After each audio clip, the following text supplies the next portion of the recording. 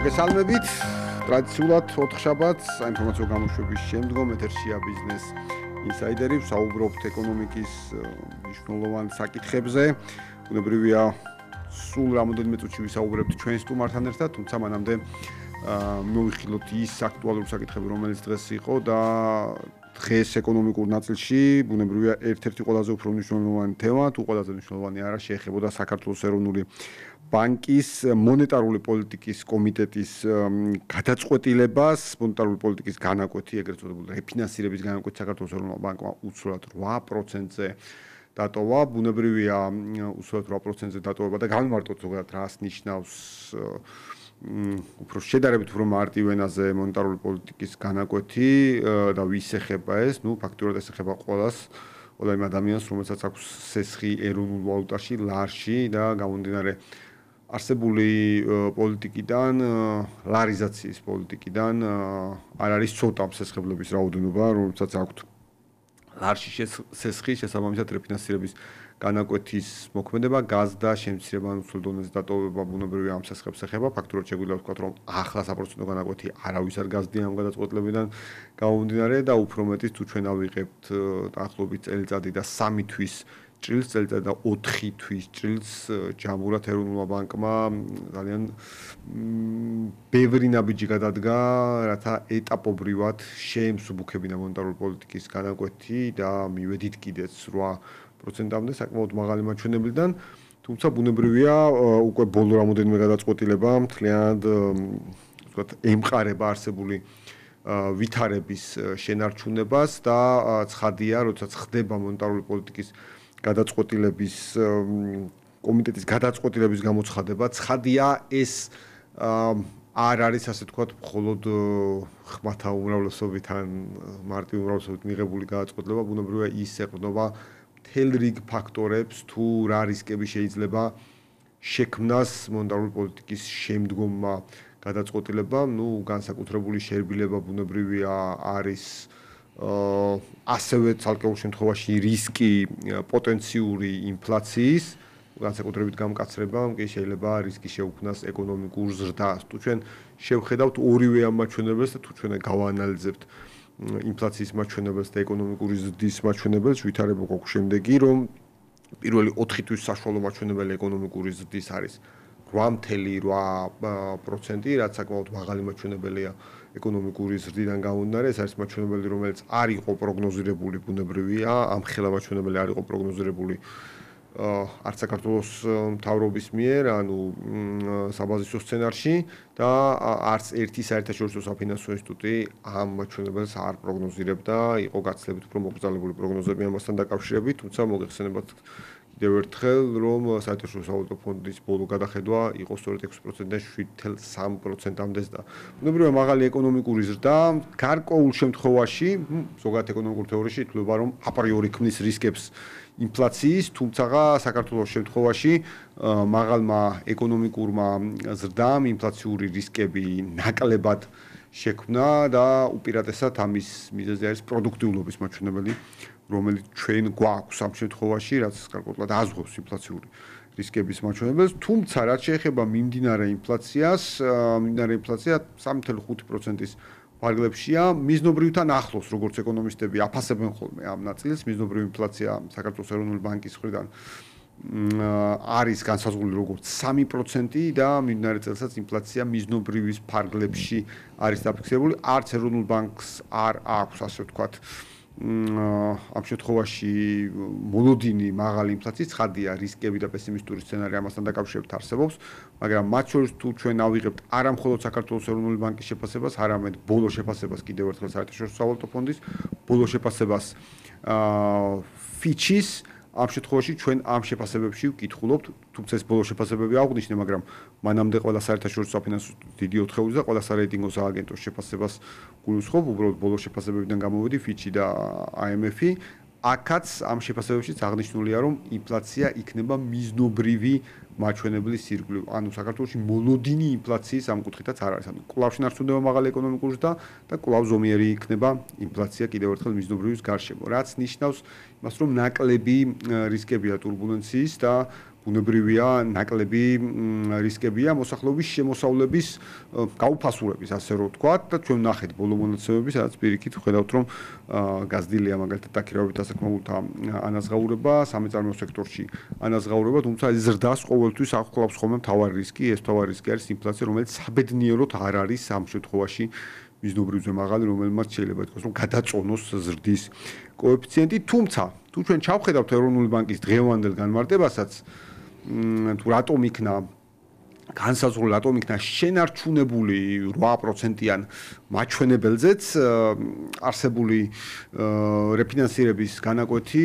გარდა შიდა ფაქტორებისა, გარდა ეკონომიკური ზრდისა, გარდა მიზნობრივი ინფლაციისა, რა თქმა უნდა აღნიშნულია საგარეო ფაქტორი.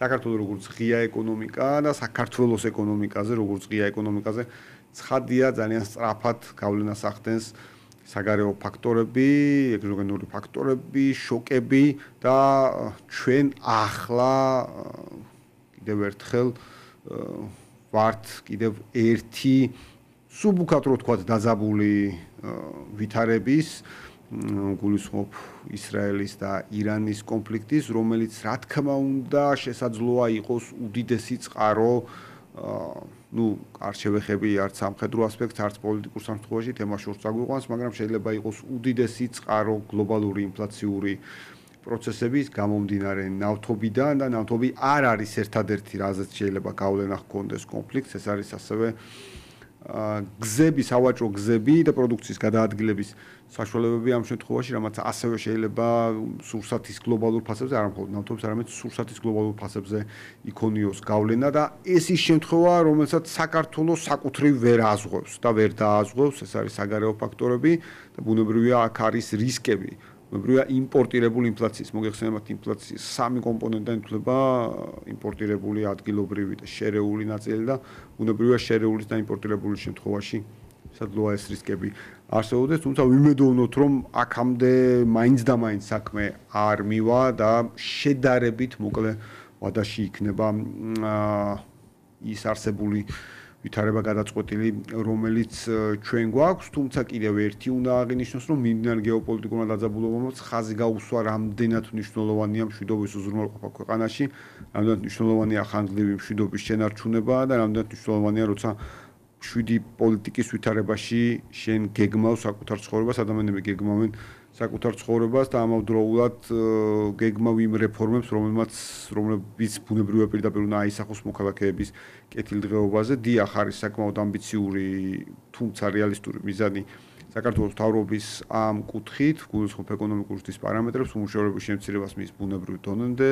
დაახლოებით 4%-მდე და დიახ, ამ ვითარებას სჭირდება მშვიდი გარემოს უზრუნველყოფა ქვეყანაში. ხედავთ კიდევ ერთხელ, რომ საქართველოს გარშემო მუდმივად ხდება მთელი რიგი ტურბულენტური გზა და ამ ტურბულენციაში გვიწევს გავლა და როდესაც ჩვენ ვსაუბრობთ ხოლმე შუა დერეფანზე, დიახ, კიდევ ერთხელ ხაზი გაესვა და გამოჩნდა თუ რამდენად სტაბილურია ბევრ სხვა მიმართულებასთან შედარებით, ამ შემთხვევაში ორ მიმართულებასთან, სამხრეთ და ჩრდილოეთის დერეფანთან მიმართებაში შუა დერეფანი, თუმცა ამაზე ვრცლად შეგვიძლია ვისაუბროთ სხვა დროს, ბუნებრივია იმედი გვაქვს, რომ ვითარება დამშვიდდება და იქნება უფრო უკეთესი მათ შორის ჩვენს ფართო სამეზობლო ნაწილში. დღეს უნდა ვისაუბროთ შედარებით განსხვავებულ საკითხზე, ვიდრე მონოლოგი იყო, თუმცა საკითხზე, რომელიც არის სოფლიოს ყოველდღიურობა, თითოეული ჩვენგანის ყოველდღიურობა და ბუნებრივია ბევრ ჩვენგანს, ჩვენს შვილებს, ბევრ კომპანიას ვერ წარმოუდგენია, პოლიტიკოსების ხშირად ახსენებენ ხოლმე, ვერ წარმოუდგენიათ ცხოვრება უკვე ხელოვნური ინტელექტის გარეშე, თუმცა არის ხოლმე ხელოვნური ინტელექტის გარკვეული ჭიდილი ინტელექტუალურ საკუთრებასთან თუ ასე შემდეგ ხდება ხოლმე მოკლედ ასე ტიპის კითხვები. საკპატენტის თავმჯდომარე ბატონი სოსო გიორგაძე, ჩვენი სტუმარი, ბატონო სოსო, მოგესალმებით, მადლობა რადიო სივრცეში, გადაცემა ბიზნეს ინსაიდერში მობრძანებისათვის და ვინა ვისაუბროთ ხელოვნურ ინტელექტზე, თუმცა მანამდე აუცილებლად მინდა გკითხოთ ინტელექტუალურ საკუთრების როლზე მთლიანობაში ქვეყნის ეკონომიკური განვითარების პროცესში, სად ვართ დღეს, ბუნებრივია აქ საკპატენტი არის ლიდერი, რომელმაც მეტი უნდა გითხრას ამ საკითხებზე. გთხოვთ. გამარჯობა, მივესალმები თქვენს მსმენელს და მაყურებელს. პირველ რიგში დიდი მადლობა მოწვევისთვის. საინტერესო თემაზე სასაუბროთ. მინდა აღვნიშნო, რომ მიუხედავად იმისა, რომ თემატურად განსხვავებული საკითხებს შეეხებოდა, ძალიან საინტერესო მონოლოგი იყო, რომელიც ასახავდა ჩვენი ქვეყნის ეკონომიკის თანამედროვეობაში გამოწვევებს, საომავლო გეგმებს და ვფიქრობ, რომ ძალიან სასარგებლო ინფორმაცია იყო ყველა მოქალაქისთვის. რაც შეეხება ხელოვნურ ინტელექტს და ზოგადად ინტელექტუალური საკუთრების როლს ქვეყნის განვითარებაში. მოგეხსენებათ, რომ ინტელექტუალური საკუთრება რა ფორმებითაც მისი რეგისტრაცია ხდება, წარმოადგენს პირველ რიგში, რა თქმა უნდა, სხვადასხვა სახეობა, რაზეც ვისაუბრებთ, თუმცა პირველ რიგში უნდა ითქვას, რომ ინტელექტუალური საკუთრების ეს ფორმები წარმოადგენს მნიშვნელოვან საკითხებს, რასაც გავლენა აქვს პრაქტიკულად ჩვენი ცხოვრების ყველა სფეროზე. დაწყებული ეკონომიკიდან, დამთავრებული მეცნიერებით, ტექნოლოგიებით და ხელოვნებით, რაც ასევე ძალიან მნიშვნელოვანია. ძალიან მოკლედ ვიტყვი, რომ პირველი რიგში უნდა ვისაუბროთ ალბათ გამოგონებებზე, რაზეც გაიცემა პატენტი.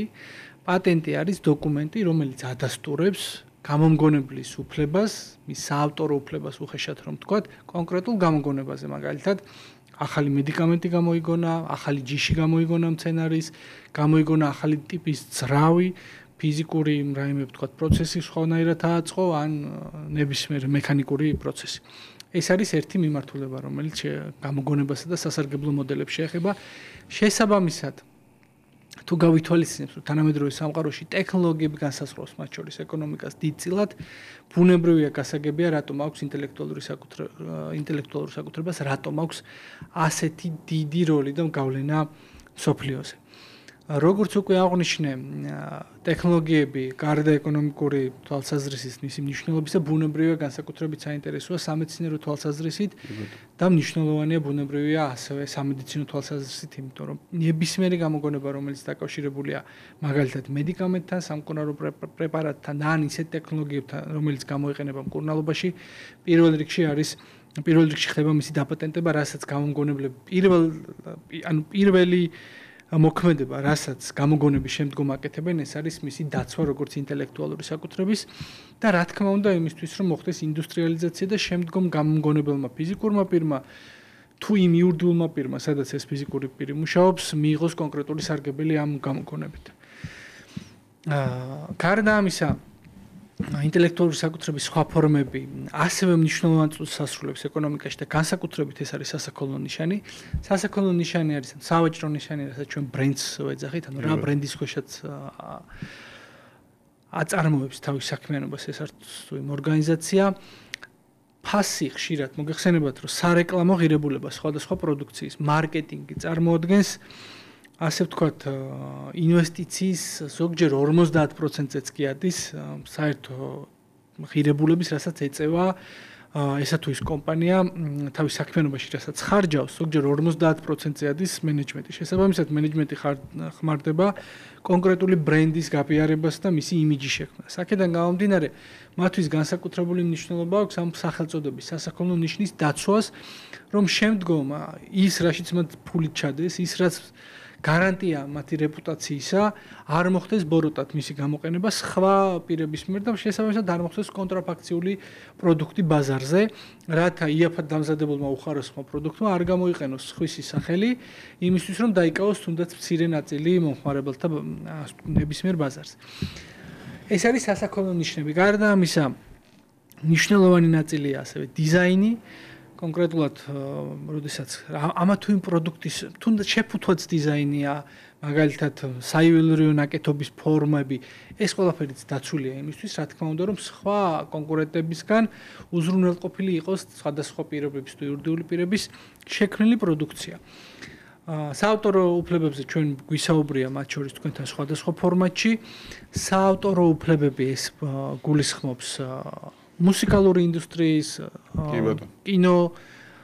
კინოს მიმართულებით თუ თქვა სამხატვრო მიმართულებით, ფერწერის ნიმუშებით, ასევე ინტელექტუალური საკუთრება, კი დაცულია საავტორო უფლებით. თითოეული ადამიანი, რომელიც ინტელექტუალური შემოქმედების შედეგად ქმნის, განურჩევლად იმისა, იქნება ტექნოლოგია, იქნება სასაქონლო ნიშანი, დიზაინი თუ მუსიკა მაგალითად, სწორედ ინტელექტუალური საკუთრების ფორმატმასი რეგისტრაცია უზრუნველყოფს, რომ შემდგომ მათ თავიანთი სარგებელი, თავიანთი შრომის ნაყოფი მიიღონ ამ საშუალებით. საერთო ჯამში ეს პატარა აღწერა, მცირე აღწერა ინტელექტუალური საკუთრების ფორმებისა, რომელიც ამ სტანდარტით ხდება მთელი მსოფლიოს მასშტაბითაც, თუმცა განსხვავებული მიდგომები ცხადე არსებობს. იმის გათვალისწინებით, რომ ჩვენ ვსაუბრობთ ტექნოლოგიებზე, ვსაუბრობთ გამოგონებას და სიახლეზე, ცხადია ხელოვნური ინტელექტი წარმოადგენს ერთ-ერთ მნიშვნელოვან ნაწილს. კი, თქვით მცირე აღწერა, მაგრამ ეს ყოველდღიურობრივი აღწერა იყო ყველაფერი ის, რაც გვჭირდება თითოეულ მათგანს, რომლებიც სხვადასხვა ტიპის სფეროში საქმიანობთ, და ფართოა ეს სფერო, რომელიც თქვენ ჩამოთვალეთ, მეტი დაცულობისთვის და მეტი არაკეთილ სინდისიერი მოპყრობისგან, კი, ესეც დაცულობის ნაწილია ცხადია. და რა თქმა უნდა, ხელოვნური ინტელექტი გაგაწყვეტინეთ, ასე ვთქვათ, ამ მნიშვნელოვან საკითხზე გადასვლის დროს. თანამედროვე სამყაროში ფიქრობ, რომ ძალიან ცოტა სფეროა ისეთი, რომელზედაც გავლენას არ ახდენს ხელოვნური ინტელექტი. პირველ რიგში ჩემი აზრით მნიშვნელოვანია, რომ საზოგადოება და საზოგადოებაში გულისხმობ, რა თქმა უნდა, მეწარმეებს, ამა თუ იმ სპეციალობის წარმომადგენლებს, ხელოვან ადამიანებს, უნდა შევეგუოთ, რომ ეს არის გარდაუვალი პროცესი. პროგრესს არ უნდა შევხედოთ შიშის თვალებით. რა თქმა უნდა შევხედოთ ფრთხილად, მაგრამ უნდა ვიცოდეთ, რომ ეს გარდაუვალი პროცესია და ამის გათვალისწინებით უნდა ვეცადეთ, რომ მისგან რაც შეიძლება მეტი სარგებელი ვნახოთ და რაც შეიძლება ნაკლები ზარალი. ხელოვნური ინტელექტი უზარმაზარ როლს შეასრულებს კონკურენციის გაზრდაში. იგი რამდენადაც პრივილეგია. მოდი შევთანხმდეთ, რომ მე ვფიქრობ შევთანხმდებით ამ საკითხზე, რომ ხელოვნური ინტელექტი დამოკიდებულია რა ტექნოლოგიების განვითარებაზე, უზარმაზარ ინვესტიციებზე. შევთანხმდეთ, რომ არათანაბარ პირობებში აყენებს მაგალითად სხვადასხვა ქვეყნებს, ისევე როგორც წარმოებლებს.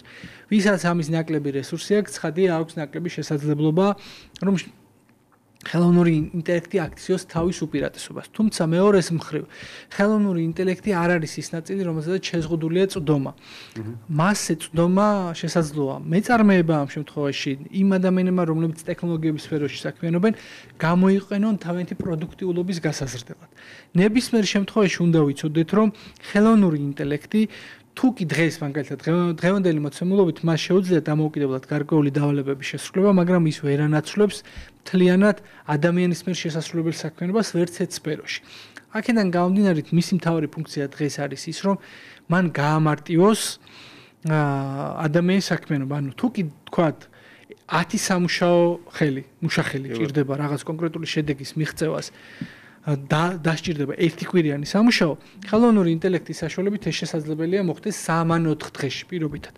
აქედან გამომდინარე, ის ვინც არ გამოიყენებს ხელოვნურ ინტელექტს, დაჭირდება მეტი დრო და მეტი რესურსი, ვინც გამოიყენებს ნაკლები რესურსი და რა თქმა უნდა ეს გავლენას მოახდენს კონკურენციაზე და შესაბამისად უპირატესობა მიანიჭება მას, ვინც ტექნოლოგიებს გამოიყენებს. აქედან გამომდინარე, ხელოვნური ინტელექტის დანერგვა სხვადასხვა სფეროში იმოცულობით, რა მოცულობითაც მას შეუძლია ჩაანაცვლოს მუშახელი. ეს არის ძალიან მნიშვნელოვანი, თუმცა მეორე მხრივ აუცილებლად უნდა ვიფიქროთ რისკზე, რომელზედაც თანამედროვე არა მხოლოდ მეცნიერები, არამედ პოლიტიკოსები, სოციოლოგები, მკვლევარები ბევრს ლაპარაკობენ, ეს არის სამუშაო ადგილების შემცირება. კი, იმიტომ რომ ყოველთვის ეს თემა არის და ისე რომ მოუყვეთ, ასე ვთქვათ, ისტორიულად ასე ხდებოდა ყოველი შემდგომი სიახლე, თუ ჩვენ ჩავხედავთ წინა სამუშაო ადგილებს, დღეს რა არის შემორჩენილი, ასე ვთქვათ, ერთის მხრივ და ცხადია, თქვენ ახსენეთ, რომ შიშის თვალით არ უნდა შევხედოთ, ასე ვთქვათ, პროგრესს, არამედ პირიქით რაღაც მიმღებლობა უნდა იყოს, რომ ის უკეთესად გამოვიყენოთ.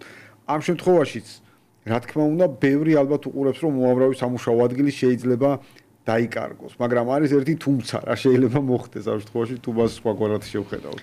სამუშაო ადგილების, როგორც უკვე აღვნიშნე, მას შეუძლია გაამარტივოს შესასრულებელი დღევანდელი მდგომარეობით, გაამარტივოს შესასრულებელი სამუშაო და უფრო მარტივად ხელმისაწვდომი გახადოს ესა თუ ის შედეგი. შესაბამისად, თუ მაგალითად საჭირო იყო 10 ადამიანი, პირობითად აი სერვისის მიმწოდებლები, რომლებიც ინფორმაციას აწვდიან წერილობით, ან სოციალური ქსელის საშუალებით, ან მიმოწერის საშუალებით კონკრეტულ სერვისთან დაკავშირებით. მაგალითად არსებობს კომპანია, რომელიც სერვისებს აწოდებს მოსახლეობას და მათ ყავს მომსახურე, ანუ სერვისის მიმწოდებლის გარდა საინფორმაციო, დავარქვათ, საინფორმაციო სამსახური, სადაც მუშაობს 10 კაცი, რომლებიც პასუხს სცემენ მოქალაქეებს სატელეფონო ზარების საშუალებით ან მიმოწერის საშუალებით. დღევანდელი ხელოვნური ინტელექტის საშუალებას იძლევა, რომ 10 ადამიანის ნაცვლად სულ ცოტა 5 გახდეს საჭირო, იმიტომ რომ ძირითად საკვანძო საკითხებზე მის ავტომატურად შეძლებს პასუხის გაცემას. აქედან გამომდინარე, შეგვიძლია თამამად ვთქვათ, რომ ამ სფეროში სამუშაო ადგილები შემცირდება. თუმცა კიდევ ერთხელ ვამბობ, რომ სწორი დაგეგმარება იმას გულისხმობს ეკონომიკის მათ შორის სწორი დაგეგმარება და სამეცნიერო ტექნოლოგიების გათვალისწინება, რომ თუ შემცირდება კონკრეტულ მუშახელზე მოთხოვნა და საჭიროება, ეს აუცილებლად გაზრდის სადღაც გამოათავისუფლებს ფულს. ეს ფული უნდა წავიდეს ბუნებრივად სხვა ტიპის ინვესტიციაში. მათ შორის უნდა წავიდეს პირობითად ვამბობ, აი ლოგიკური ჯაჭვი რო ავაწყოთ. ტექნოლოგიურ კომპანიებს მაგალითად ან არამხოლოდ ტექნოლოგიებს გამოუთავისუფლდათ წლიურად მილიონი ხელოვნური ინტელექტის გამოყენების საშუალებით. ეს მილიონი ბუნებრივია უნდა ჩაისხას სხვა ფორმით, როგორც ინვესტიცია ეკონომიკაში, რომელმაც თავის მხრივ შემცირებულ მუშახელზე უფრო მეტი ახალი სამუშაო ადგილი უნდა შექმნას. რაც უფრო მეტად ვითარდება ეკონომიკა, მით უფრო რაც უფრო მეტად გაიზრდება ინვესტიცია, მით უფრო მეტად გაიზრდება ეკონომიკას და გაჩნდება სამუშაო ადგილები. მაგრამ საქმე ისაა, რომ ზათ უნდა იყოს რა კვალიფიკაციის ადამიანები დაგჭირდება, საჭიროა მათი დროული გადამზადება. აუცილებელია ხდებოდეს სწორი საინფორმაციო კამპანია ახალგაზრდებში, განსაკუთრებით აბიტურიენტებში, რა ტიპის სამუშაო ადგილები იქნება სამომავლოდ ქვეყანაში. ამით იმის თქმა მინდა, რომ თუ კი ბიზნესისთვის სამუშაო ადგილებს შეამცირებს, გაზრდის წარმადობას და გაზრდის მოგებას, ეს მოგება გამოიწვევს ახალი ტიპის სამუშაო ადგილების შექმნას.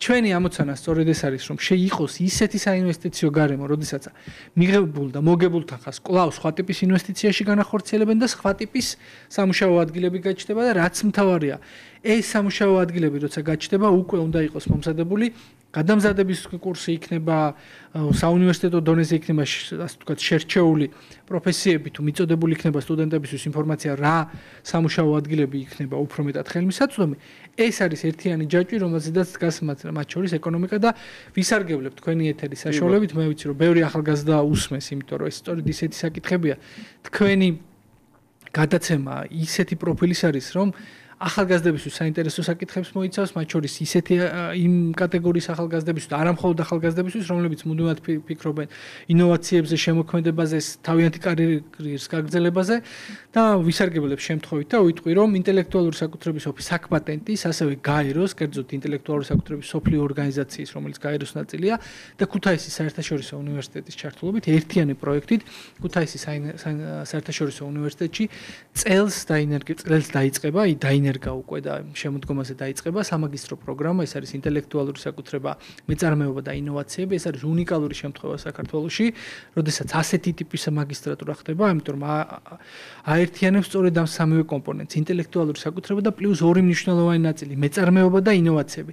თანამედროვე მსოფლიოს ეკონომიკა თლიანად არის ორიენტირებული ტექნოლოგიური სიახლე და მისი ინდუსტრიალიზაცია. სწორედ ამ ორ კომპონენტს აერთიანებს ეს სამაგისტრო პროგრამა, არის ერთწლიანი, რაც ძალიან მნიშვნელოვანია და აქვე უნდა აღვნიშნო, რომ არის ინგლისურენოვანი, ლექტორები იქნებიან უმრავლეს შემთხვევაში უცხოელები, კერძოდ პროფესორები ევროპიდან, რომელიც გაერომში არჩია თანამედროვეების კორიფეები, პირდაპირ ვიტყვი, ისეთი ლექტორები წაიკითხავენ ლექციებს და ასევე ქართველებიც როგორც უკვე აღნიშნეთ.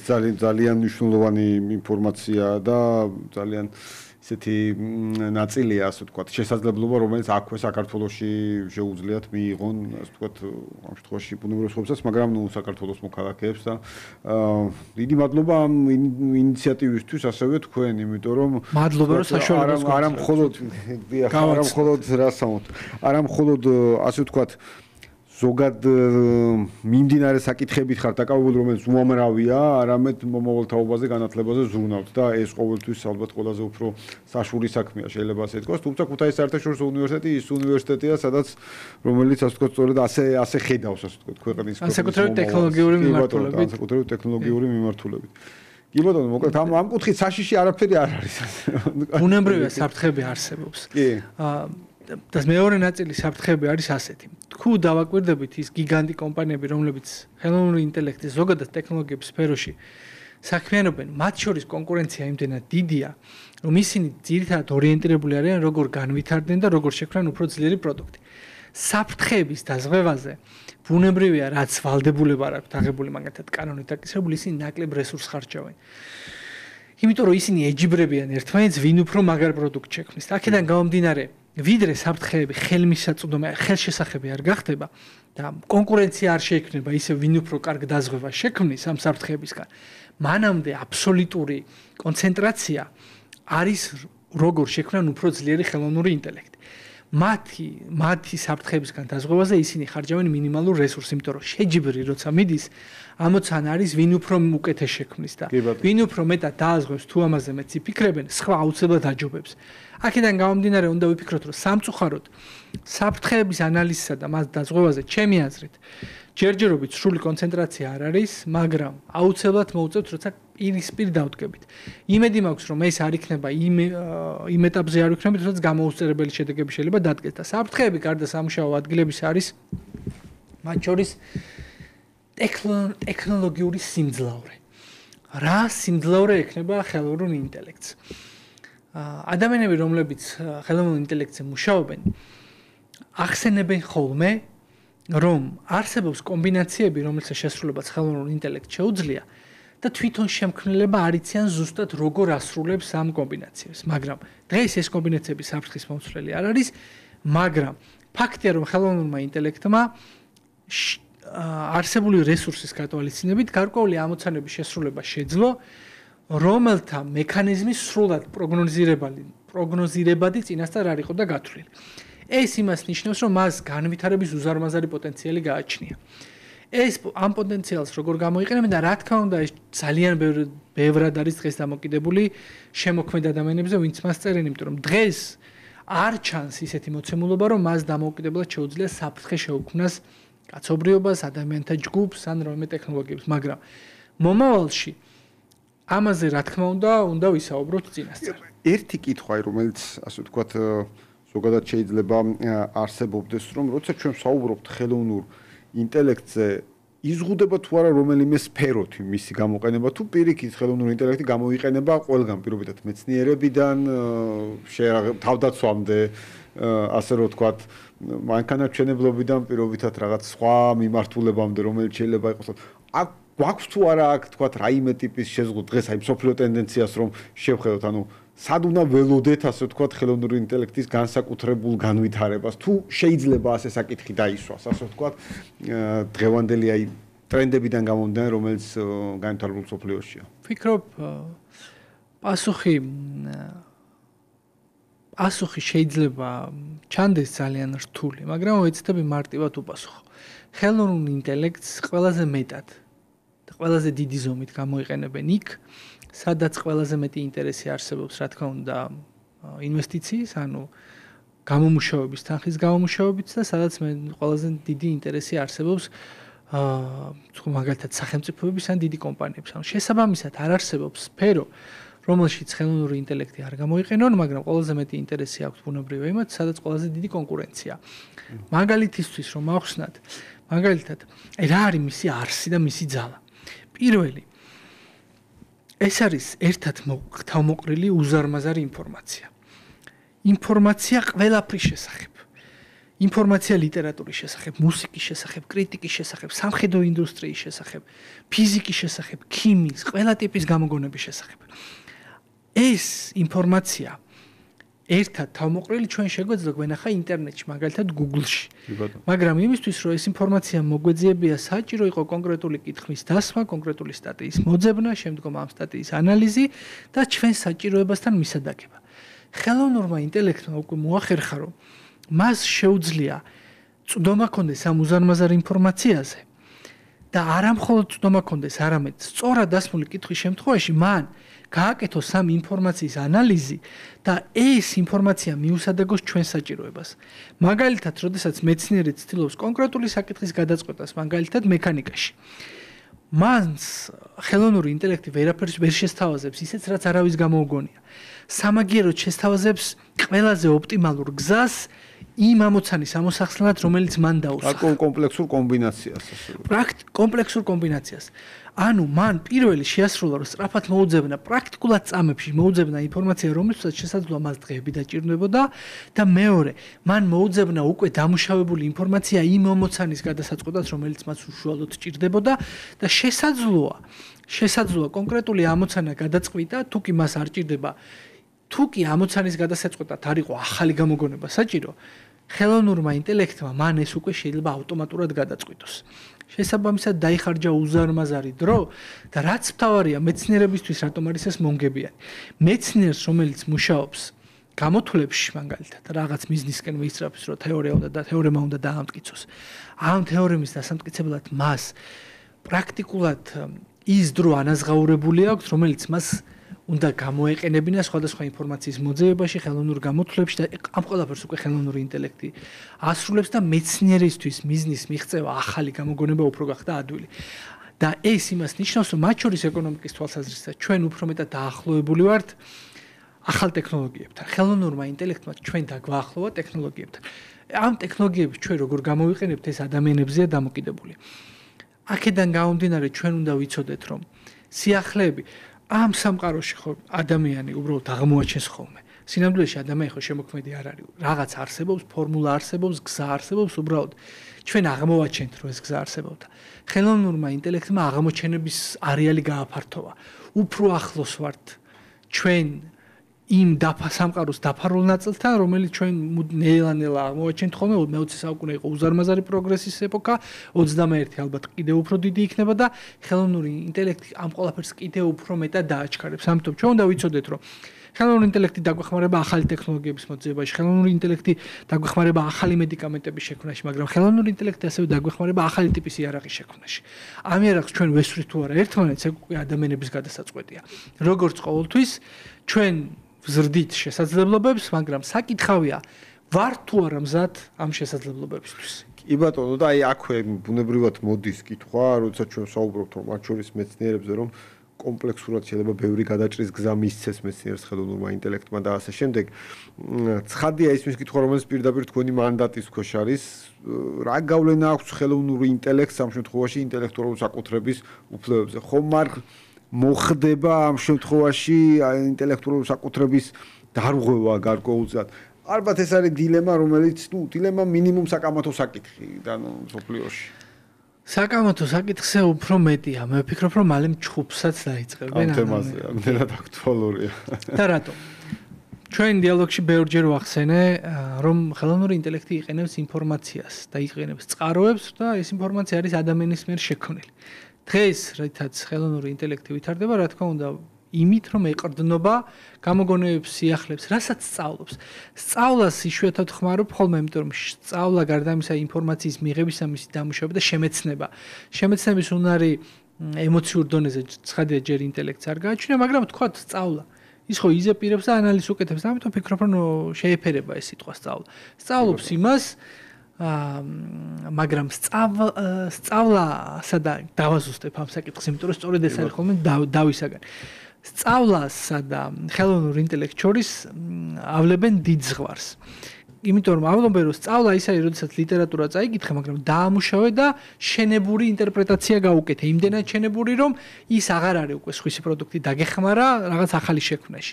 მაგრამ ხელოვნურ ინტელექტს ამბობენ რომ ის იღებს ინფორმაციას, რომელიც პირდაპირ ფორმით აკეთებს მის სხვადასხვა ტიპის კომბინაციას ახდენს მისგან. ამიტომ ცხადია რომ გავლენა აქვს ინტელექტუალურ საკუთრებაზე. როდესაც ის ამა თუ იმ ამოცანას წყვეტს, ის იყენებს რომელიმე გამომგონებლის მიღწეულ შედეგს, რომელიც არის დაცული პატენტით. შესაბამისად, რა თქმა უნდა, ინტელექტუალურ საკუთრებას იყენებს, მაგრამ დღესდღეობით არ არის ისე აწყობილი, რომ ამის სანაცვლოდ ის ჰონორარს იხდის და ნებართვას ითხოვს გამოიყენოს თუ არა. მან მოძებნა ინფორმაცია ინტერნეტში, პირობითად ან უკვე მას მიღებული აქვს და გათვითცნობიერებული აქვს, გაანალიზებული აქვს ეს ინფორმაცია, ან დაწერა მუსიკა, ან შექმნა ნახატი. რა თქმა უნდა, აუცილებლად ის იყენებს ამას, ამის მისაღწევად იყენებს სხვის მიერ შექმნილ პროდუქტებს. შესაბამისად, ის იყენებს სხვის ინტელექტუალურ საკუთრებას. დღეს თანამედროვე მსოფლიო კამათობს რა ფორმით უნდა მოხდეს ხელოვნური ინტელექტის გამიჯვნა ინტელექტუალური საკუთრებისგან და არა მხოლოდ გამიჯვნა, არის თუ არა ხელოვნური ინტელექტის მიერ მიღებული პროდუქტები ინტელექტუალური საკუთრება თავის მხრივ. განსაკუთრებით ეს კითხვა იჩენს ხოლმე თავს იმ შემთხვევაში, როცა ადამიანის შემოქმედებაც არის და ხელოვნური ინტელექტიც. თუ უბრალოდ ადამიანმა კითხვა დასვა და დანარჩენი ყველაფერი მოთხრობა დაწერა მაგალითად ხელოვნურმა ინტელექტმა, იქ ამბობენ რომ ადამიანის როლი მინიმალურია და მთლიანად ხელოვნური ინტელექტის შემოქმედებაა, მაგრამ თუ მოთხრობა დაწერა ადამიანმა ნახევრად და მეორე ნახევარი შეავსო ხელოვნურმა ინტელექტმა, იქ უკვე ჩდება დილემა, მართლა დილემა ეს არის თუ არა ინტელექტუალური შემოქმედება და ერთ-ერთი მოსაზრება, რომელიც განიხილება არის, რომ იყოს ადამიანის მაგალითად ვინც ნახევარი დაწერა, ეს იყოს მისი ინტელექტუალური საკუთრება, მაგრამ მიეთითოს რომ ეს არის ხელოვნური ინტელექტის დახმარებით შექმნილი ინტელექტუალური პირობითად, აი ვთქვათ, სამეცნიერო ნაწილში რომ გადმოვიტანოთ, როცა სადოქტორო ნაშრომს წერთ, იქ ბუნებრივია მთელ წყაროებს უთითებთ, საიდან არის დამუშავებული, მაგრამ ნუ ერთ-ერთი მთავარი ნაწილი ერთი რომ წყაროებს მითითება, რომ დამუშავებულია ეს მასალა, მაგრამ ერთ-ერთი მთავარი სადოქტორო ნაშრომში არის ჰიპოთეზა კითხვის დასმა, საკვლევი კითხვის დასმა. ანუ საკვლევი კითხვის დასვის მერე წყაროებში პირობითად სხვადასხვა ნაშრომების ნაცვლად მიეთითოს, რომ ეს არის ხელოვნური ინტელექტის გამოყენებით შექმნილი, პირობითად, აი ცოტა უტრირებულ მაგალითს მესმის, დაახლოებით ასეა. უბრალოდ ხელოვნური ინტელექტი, რა თქმა უნდა, თავის ხვის ინტელექტუალური საკუთრება გამოიყენა, მაგრამ რადგან თქვენ საუბრობთ ნაშრომზე მაგალითად, თუ იმ ნაშრომში ადამიანმა თვითონ იმუშავა, ნაწილობრივ ეს დაწერა, მაგრამ ხელოვნურმა ინტელექტმა შეავსო, როგორც წყარო დიახ მითითებული იყოს, რომ აქ არის ხელოვნური ინტელექტი, წყაროთ მითითება, კი. წყაროთ მითითება, მაგრამ უკვე ნაშრომისგან განსხვავებით, თუ ლაპარაკია მუსიკაზე. ამ შემთხვევაში მხოლოდ წყაროს მითითება არ იკმარა და რატო?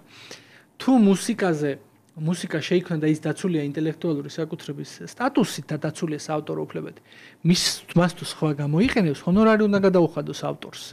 შესაბამისად, თუ ის მხოლოდ ხელოვნურმა ინტელექტმა დაწერა, ვის უნდა გადაუხადოთ ჰონორარი, თუ არის თუ არა ის ადამიანის მიერ შექმნილი, მაგრამ თუ ადამიანმაც დაწერმა და ხელოვნურმა ინტელექტმაც უნდა გადაუხადოთ თუ არა ჰონორარი, ეს არის კითხვა და ამბობენ რომ თუ მაგალითად ჩვეულებრივ საავტორო უფლებაზე, კომპოზიციაზე 100 ლარს იღებს ავტორი, რომელიც მთლიანად მან დაწერა. თუ ის არის ხელოვნური ინტელექტის დახმარებით შექმნილი, მასე მიიღოს 50 ლარი. მაგრამ თუ მთლიანად ხელოვნურმა ინტელექტმა შექმნა და პირობითად კითხვა მხოლოდ ბრძანება მისცა მომხმარებელმა, რომ დაწერე მუსიკა, მაგალითად დაწერე რეკვიემი. და დაწერა მთლიანად ხელოვნურმა ინტელექტმა, აი ამ ბრძანების დაწერისთვის უნდა მიიღოს თუ არა ჰონორარი, აქ უკვე ძალიან განსხვავებული მოსაზრებები და ძირითადად ფიქრობენ რომ არ უნდა მიიღოს. მივდივართ გარკვეულწილად რეგულაციის საკითხება. ცხადია.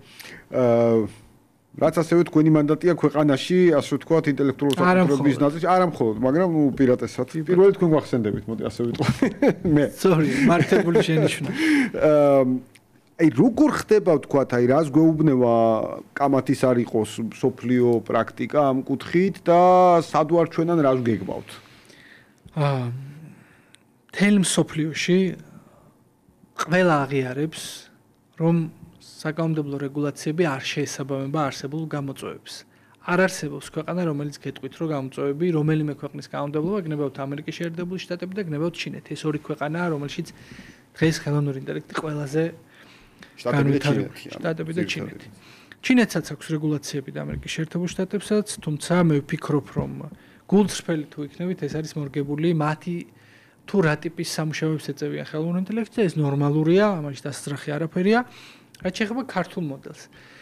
ჩვენ შემთხვევაში ჩვენ ცალსახად ვამბობთ, რომ ინტელექტუალური საკუთრება არის ის, რაც ადამიანმა შექმნა. ჯერჯერობით ჩვენი კანონმდებლობა ამ გზას ადგას, თუმცა მიმდინარეობს უკვე მუშაობა პირველ რიგში საავტორო უფლებების ნაწილში, ასევე ბუნებრივია ინტელექტუალური საკუთრების სხვა სფეროში, ჯერჯერობით ინიციატივებსა და წინადადებებზე, რომელმაც შემდგომ რა თქმა უნდა მიიღოს საკანონმდებლო პროექტის სახე, მაგრამ ამისთვის პირველ რიგში ჩვენ ვატარებთ ასე ვთქვათ მოკვლევას, როგორც ბაზარზე შიგნით რა ხდება, რა დონის არის გამოყენება და ვსწავლობთ ამერიკის შეერთებულ შტატების და ჩინეთის მაგალითებს იმისთვის, რომ როდესაც ჩვენ ამისთვის მზად ვიქნებით, რომ საკანონმდებლო რეგულაციები დავაწესოთ, მინიმუმ ეს იყოს თანამედროვე სტანდარტების შესაფერისი და აუცილებლად ჩვენი ქვეყნის რეალობაზე მორგებული. ჩვენ ერთი მხრივ უნდა დავიცვათ ჩვენი ქვეყანა უხეში ჩარევისგან, მათ შორის ინტელექტუალური საკუთრების და მეორე მხრივ უნდა დავიცვათ პროგრესი, რომ ჩვენ ქვეყანას ჭირდება მუდმივად ტექნოლოგიური განვითარება, ჩვენთვის ძვირფასია ინტელექტუალური საკუთრება. ჩვენ არაერთხელ ვახსენებთ ხოლმე, რომ საქართველოს პრიორიტეტია ცოდნაზე დაფუძნებული ეკონომიკა. ცოდნაზე დაფუძნებული, ანუ ტექნოლოგიებზე დაფუძნებული ეკონომიკა და ამ თვალსაზრისით საქართველოს არ აქვს იმის ფუფუნება, რომ ის იყოს შემზღუდავი, მათ შორის ხელოვნური ინტელექტის. ჩვენ უნდა მივცეთ ფართო ასპარეზი ტექნოლოგიებს, მათ შორის ფართო ასპარეზი ხელოვნურ ინტელექტს. მხოლოდ შესაბამისი რეგულაციებით, რომ ის ემსახურებოდეს ტექნოლოგიებსა და ეკონომიკის განვითარებას და ასევე განათლების სამეცნიერო დარგების განვითარებას.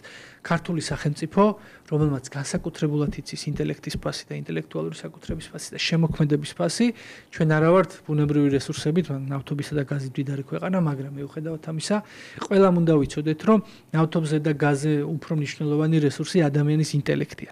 ამაზე დიდი რესურსი არ არსებობს და ჩვენ თვლით ქართული სახელმწიფო საქართველოს ხელისუფლების მიდგომაა, რომ ხელი უნდა შეუწყოთ ადამიანის განვითარებას, მის ინტელექტის განვითარებას, ინტელექტუალურ შემოქმედებას და ამიტომ საქართველოს აშენებს ცოდნაზე დაფუძნებულ ეკონომიკას და სწორედ ამაზე იქნება მორგებული ის რეგულაციები, რომელსაც საქართველოს მთავრობა, საქართველოს პარლამენტი შეიმუშავებს იმისთვის, რომ ჩვენ გვჭირდება პროგრესი, მეტი განათლებული ადამიანი, უფრო მეტი ტექნოლოგიები, უფრო ძლიერი ეკონომიკა, რომელიც დივერსიფიცირებული იქნება და ტექნოლოგიებზე დაფუძნებული ეკონომიკა, ტექნოლოგიები ყველა სჭირდება. რაც არ უნდა მდიდარი იყოს ბუნებრივი რესურსებით ქვეყანა, მას აუცილებლად სჭირდება ტექნოლოგიები და ჩვენ ამის ფასი ვიცით და შესაბამისად სწორედ ეს არის ორიენტირი, რომელსაც ჩვენ მივყვებით. აბსოლუტურად გეთანხმებით. აი, არ შემიძლია აქვე არ კითხოთ, რომ ეხლა თქვენ როგორც აღნიშნეთ, ძირითადად რა თქმა უნდა ვსწავლობთ საუკეთესო პრაქტიკა, რაც არის, იქნება ეს ჩინეთის თუ შეერთებული შტატების. ამავდროულად, რამდენად რეალისტურია, ან რამდენად მიდის ასევე ამ თემაზე საუბარი, რომ პირობითად ინტელექტუალური საკუთრების ნაწილის მართვა თავად ხელოვნურმა ინტელექტმა გააუმჯობესოს გარკვეულად გულისხმობ იდენტიფიცირებას წყაროები, საიდანაც პირობითად X შეკითხვას ამუშავებს, ასე რომ ვთქვათ, მაგალითად და აქ იყოს ცოტა მეტი საშუალება, აი სახონურალო გადანაწილება ახსენეთ, ასე ვთქვათ, აქ იყოს ცოტა მეტი საშუალება სამართლიანობის განცდის, ასე ვთქვათ, რომ არ დაიკარგოს სხვისი შრომა. თუ ეს არის ერთ-ერთი მთავარი გამოწვევა.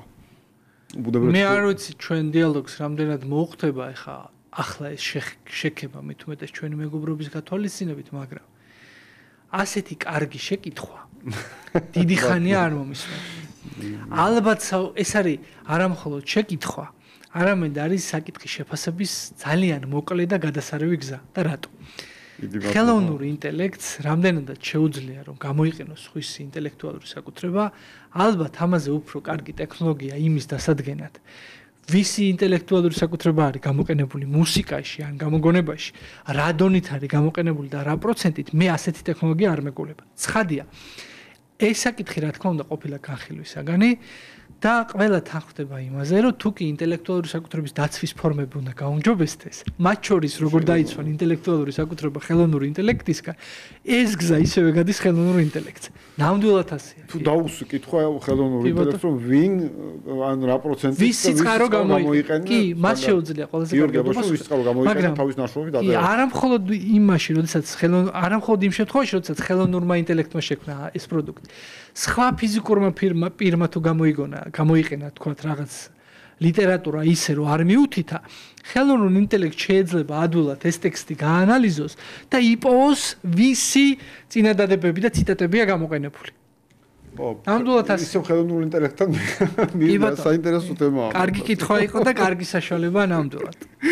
ძალიან დიდი მადლობა ბატონო სოსო, ძალიან მინდა ესე იგი საუბრის გაგრძელება, ასე ვთქვათ, ამ კუთხით, არ ვიცი, ჩვენ ერთი ეთერიც გქონდა ბიზნეს ინსაიდერში იმედზე, ეხლა და აი იმ ეთერიდან ნუ ის უფრო პატარა, ასე ვთქვათ, თავისი ფორმატით, ეს უფრო ფართო ეთერი, მაგრამ მიუხედავად ამისა, მე გულწრფელად მინდა ვთქვა, რომ არ ვიცი ხარ მინდა რომ ესეთი შექების ვალი დავაბრუნო, მაგრამ იმ პირველი ეთერიდან სადაც ჩვენ ვილაპარაკეთ ხელოვნურ ინტელექტზე უფრო მეტი ჩვენ არაერთ სხვა საუბარი გქონია უფრო სხვა აჭრილში, მაგრამ აი აქცენტირებულად ხელოვნურ ინტელექტზე მე არ ვიცი საქართველოში საინტერესოდ არ მისაუბრე არავისთან ხელოვნურ ინტელექტის შინაარსზე და რაც მთავარია ძალიან საინტერესოა რომ ვიტყვი პირდაპირ ძალიან ესეთი პრაქტიკული დამთხოვა მქონდა მთელი რიგი საკითხების ამ პერიოდის განმავლობაში ხელოვნურ ინტელექტის შექმნასთან დაკავშირებით არ დავასახელებ სკოლას ამ შემთხვევაში სადაც ერთ-ერთ graduation-ზე ბავშვებმა სრულად გულწრფელად მასწავლებლებთან ერთად მადლობა გადაუხადეს ხელოვნურ ინტელექტს